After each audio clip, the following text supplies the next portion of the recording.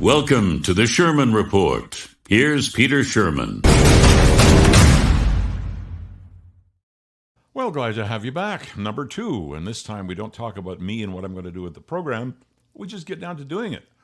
The organizing committee of Paris 2024 has apologized to Catholics and other Christian denominations who were outraged by a scene during the opening ceremony that to them evoked Leonardo da Vinci's painting. But you knew that. It was called The Last Supper. Why am I talking about it? Stay tuned. The sketch used drag queens, a transgender model, and a singer made up as Bacchus or Dionysus, the Greek god of wine. You have to know about that, the Greek god of wine. And that was the clue. The parody of the biblical scene performed against the backdrop of the River Seine was intended to interpret Dionysus and raise awareness of the absurdity of violence between human beings. Good theme for the Olympics. Organizers wrote that on X, and the world saw it. Don't know how much belief there was, but the world saw it. A party featuring Dionysus or Bacchus is called a Bachanal. Well-known word in French, maybe not so much in English. So think Bachanal and not The Last Supper. The committee was forced to apologize after the performance caused outrage among Catholics, Christian groups, and conservative politicians around the world. Could you think of a better group of 3 who'd like a podium or something to step on and raise them above the crowd? Not me. Anyway, clearly there was never any intention to show disrespect to any religious group. The opening ceremony tried to celebrate community tolerance. The Paris 2024 spokesperson said, "We believe this ambition was achieved. If people have taken any offense, we are really sorry." Good God, people are uninformed. That's me talking, not her. And they're also sissies. Parody is a comic form regardless.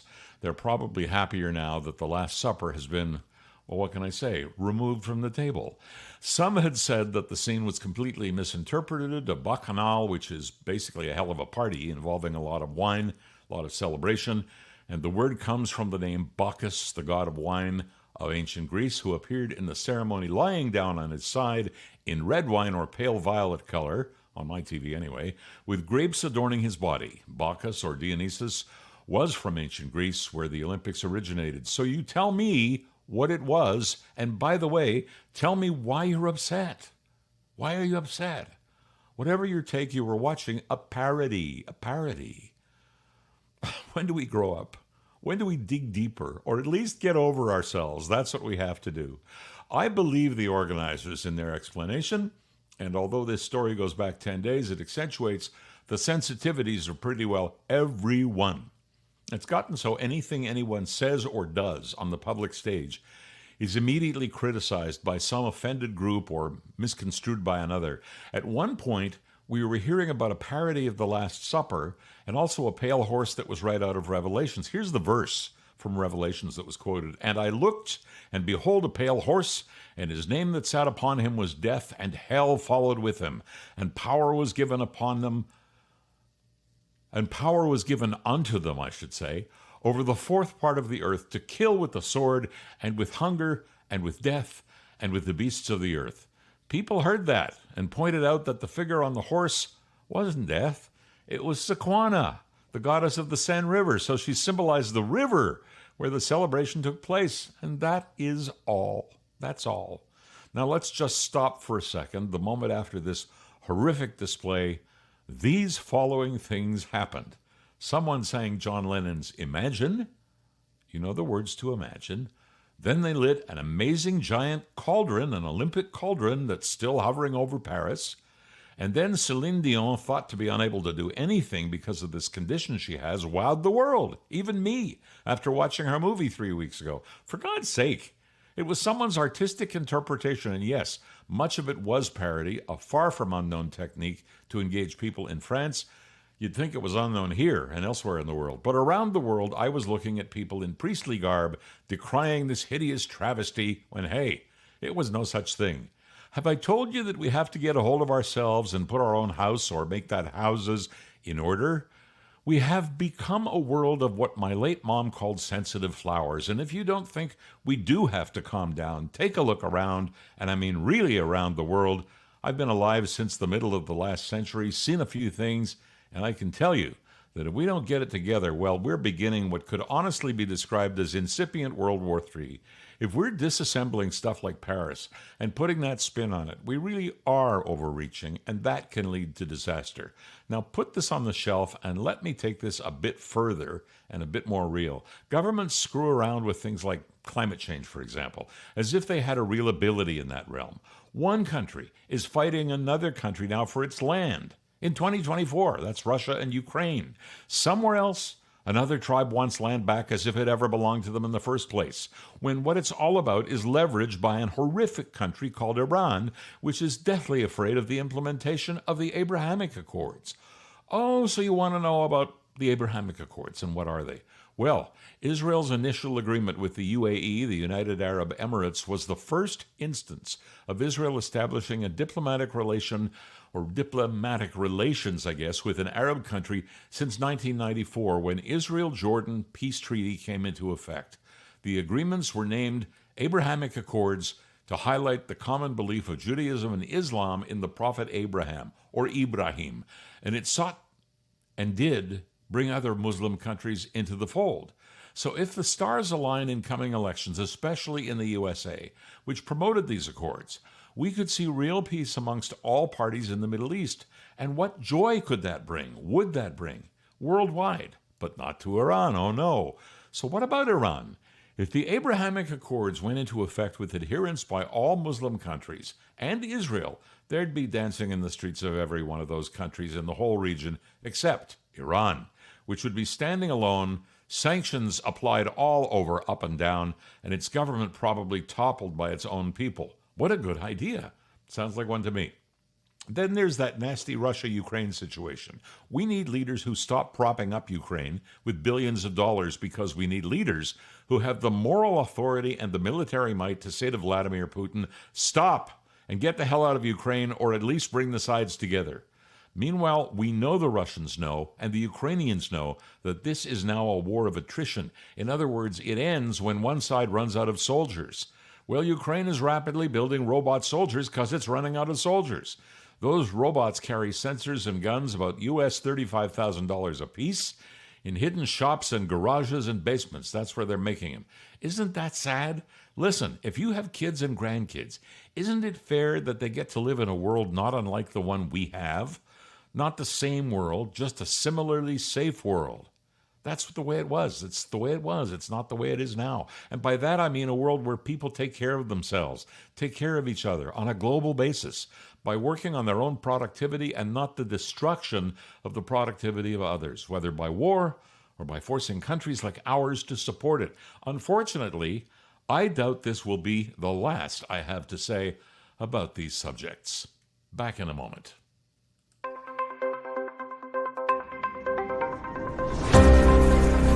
You're with the Sherman Report, daily news commentary available at Apple Podcasts, Spotify, with video posted on YouTube and Facebook. Here's Peter Sherman.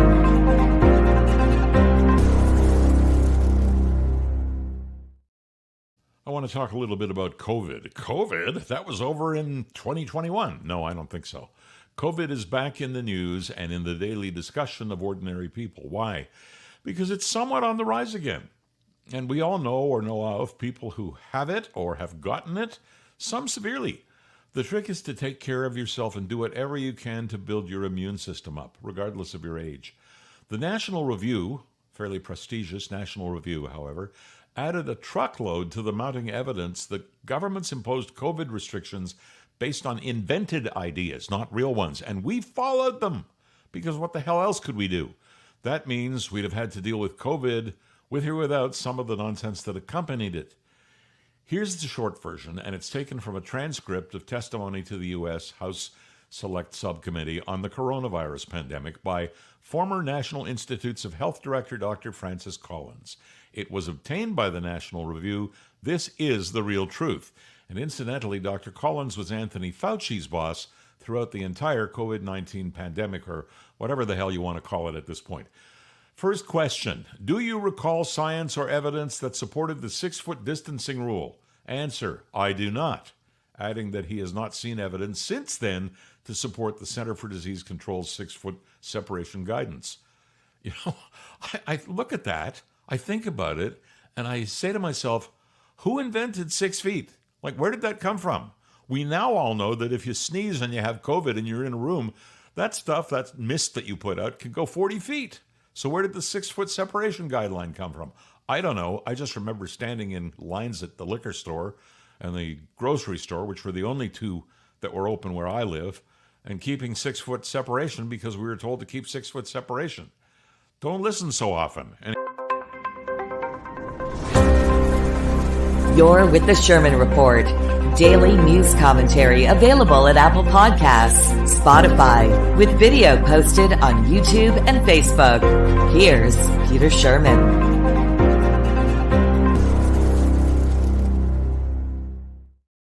AI and Kamala Harris. Okay, I have something to discuss with you if you're wondering about artificial intelligence or AI and how it can do harm.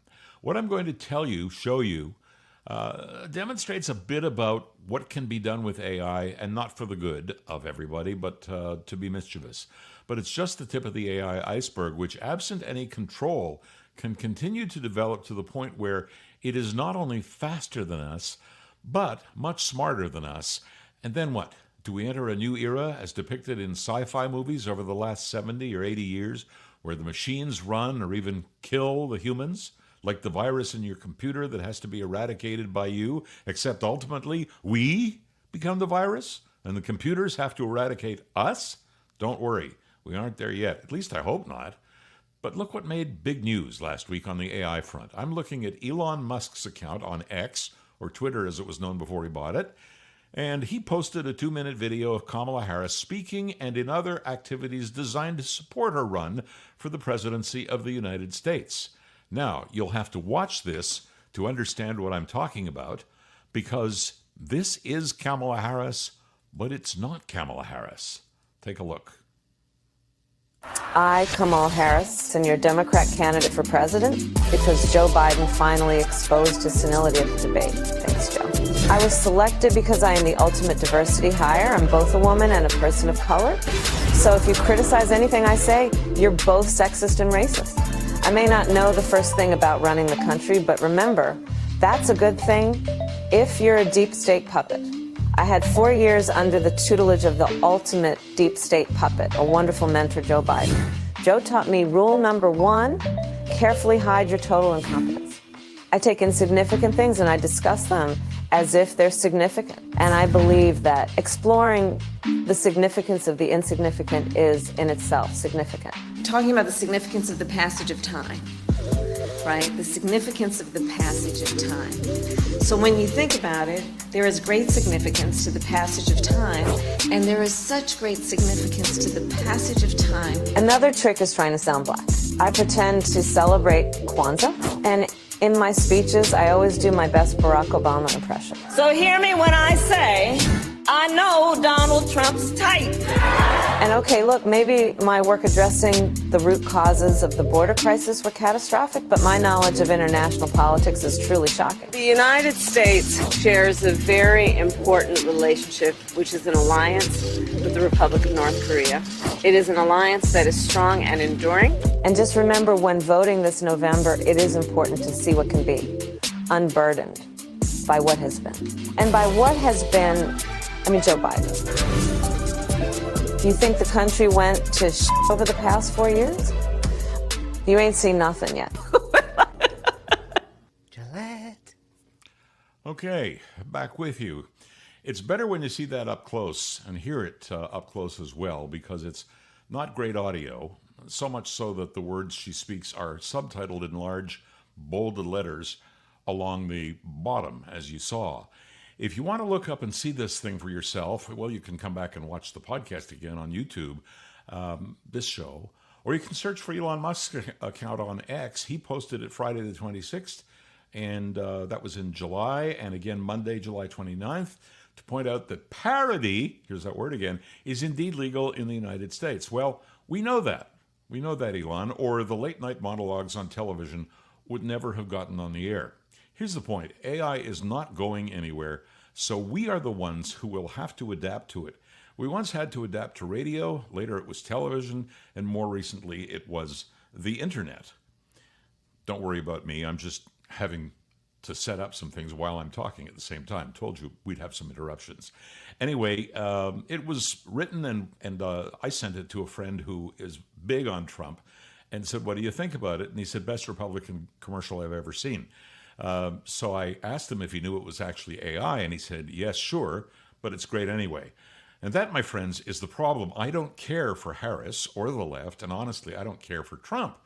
But I'd vote for him, and I will vote for him if I'm a United States person with the levers in my hand. I'm not, because he's the better choice when it comes to dealing with issues we face. That's my view, accept it or don't. But if anyone anywhere can win something by using technology to create a complete fabrication of an opponent and his or her views, we're so screwed, it's going to make the here and now seem like a goddamn picnic.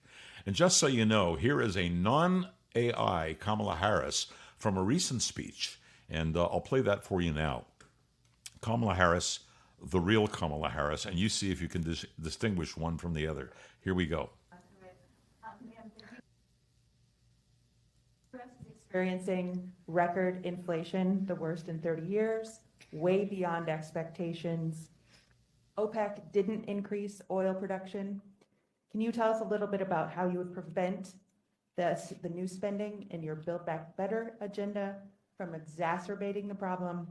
And also, what else are you going to do to fix this problem with inflation? All right, thank you. Well, let's start with this. Prices have gone up, and families and individuals are dealing with the realities of that bread costs more, that gas costs more. And we have to understand what that means. That's about the cost of living going up.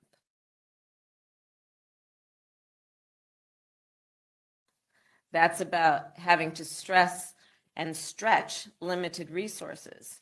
That's about a source of stress for families that is not only economic, but is on a daily level, something that is a heavy weight to carry. So it is something that we take very seriously. But there is also a point that is important to make on the Build Back Better framework.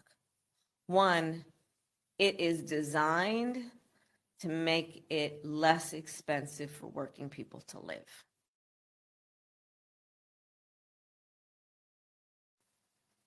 It was specifically designed to bring down the costs of childcare and increase accessibility and availability. Designed to bring down the cost of elder care. And make it available to all those working families that need that support and need that help. And Build Back Better is not going to cost anything. We're paying for it. You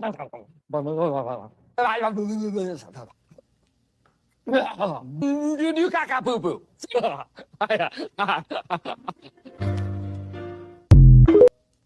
I don't know. I have a feeling that those guys on TikTok were not understanding her any better when she spoke for herself, as opposed to when we heard the AI.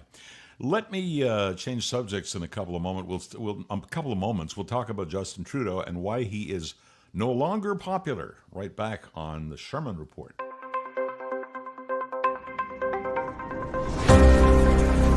You're with the Sherman Report, daily news commentary available at Apple Podcasts, Spotify, with video posted on YouTube and Facebook. Here's Peter Sherman.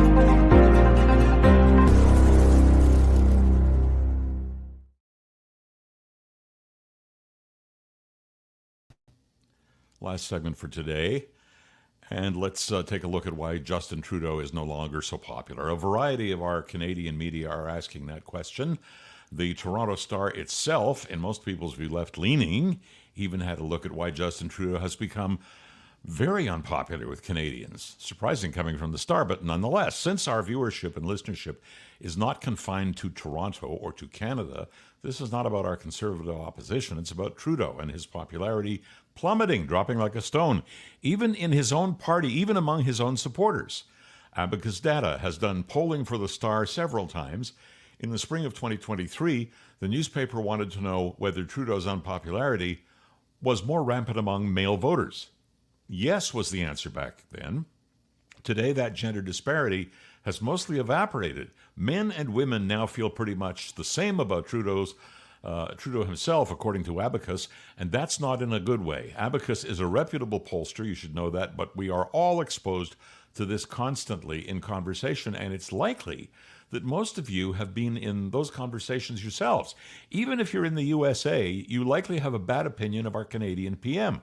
I have been there enough and have been verbally accosted enough by Americans recently who want to say that it's true, and I'm not offended. Look at how we chatter away about the upcoming election there and the candidates that they have. In other words, fair is fair. Negative impressions of Trudeau have been steadily escalating over the past couple of years, from 44% in 2022 to 59% today. In the latest poll, Abacus attempted to break down where it was coming from, particularly whether it was based on something Trudeau had done or not done, or whether it's just simply who he is. The top two reasons for negative impressions of Trudeau were disappointment in what he's done, with 59% calling that the top reason. There's his management of the federal budget, with 55% saying that was the major reason, that they didn't believe Trudeau had their respect anymore. I think the biggest takeaway is that this may not be as personal as we assume. This comes from the CEO of Abacus, who did the poll. The main reasons people are unhappy with Trudeau are the ones that are hurting his elected Liberals everywhere. More than 8 years in office plus tough economic conditions equals a desire for change. End of quote. However, of those with negative impressions of Trudeau, 77% pointed to his weakness as a leader. 66% said they were simply tired of him. Here's the thing the Star rightly points out. If Trudeau is doing something that pisses people off, he can always change it. If people simply don't like him, well, he's what a lot of us would call SOL. Oh, you don't know what that is? That's shit out of luck. If you've never heard of SOL. Abacus findings singled out foreign policy, social policy, climate policy, and just being out of touch. I was sitting around outside recently with some other people from my condo complex, and one person just looked at me and said, "I effing hate him." Can't say I've never heard that before, but I hear it often now, and without prompting. And it's obviously visceral, because none of these people know him personally. There's more to come, but not more than about 14 months. That's the drop-dead point for the next election. What an interesting time we're in for, and what remains of 2024 is going to give us that interesting time. And what is to come in 2025, well, who can say? Have a great day, and see you tomorrow.